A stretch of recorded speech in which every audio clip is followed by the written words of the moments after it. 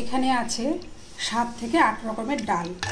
ডালগুলো আমি সুন্দর করে ভিজিয়ে রেখেছিলাম আর কি, কিছুক্ষণ ভিজিয়ে ভালো করে বেশ কয়েকবার অনেকবার করে ধুয়েছি। তারপর দেখো এর মধ্যে জল দিয়ে দেবো। জল দিয়ে এবার এটা আমি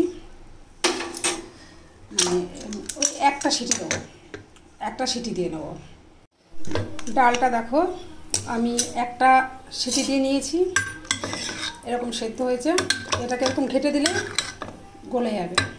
আর এদিকে লাউটাও এভাবে কেটে নিয়েছি। আর এখানে ফোড়নের জন্য রয়েছে রসুন আর কাঁচা লঙ্কা চিড়ে রেখেছি, 5 ফোড়ন আর একটা শুকনো লঙ্কা।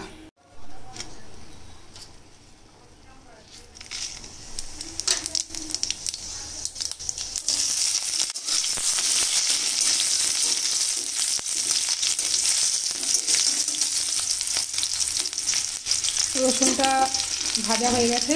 এবার কেটে রাখা এরকম টুকরো করে কেটেছি, ছোট ছোট করে লাউগুলো কেটেছি, দিয়ে দেবো লবণ, হলুদ,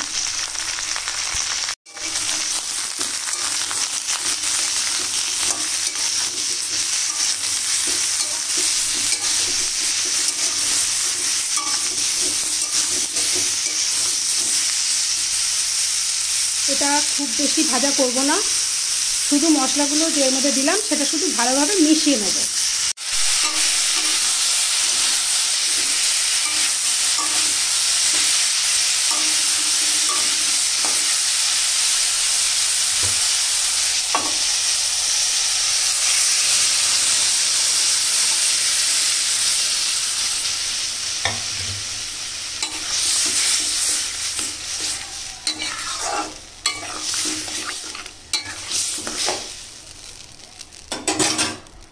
এই হয়ে গেল, দেখো সব কিছু কীভাবে করলাম সেটা দেখতে পেলে।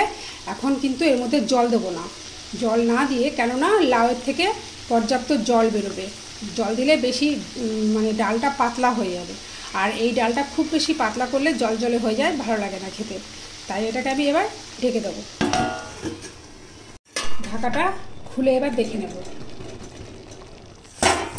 আমি একটু আঁচটা শেষের দিকে একটু কমিয়ে দিয়েছিলাম, তো ডালটা দেখো আমার রেডি হয়ে গেছে।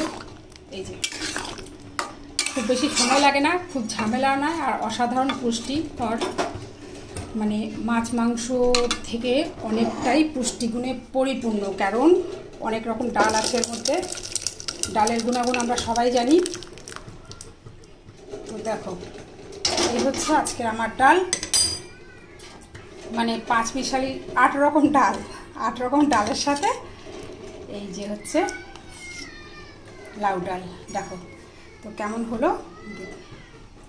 আমি তো বলবো অসাধারণ হয়েছে, খুব ভালো পুষ্টিগুণ সম্পন্ন একটা ডাল।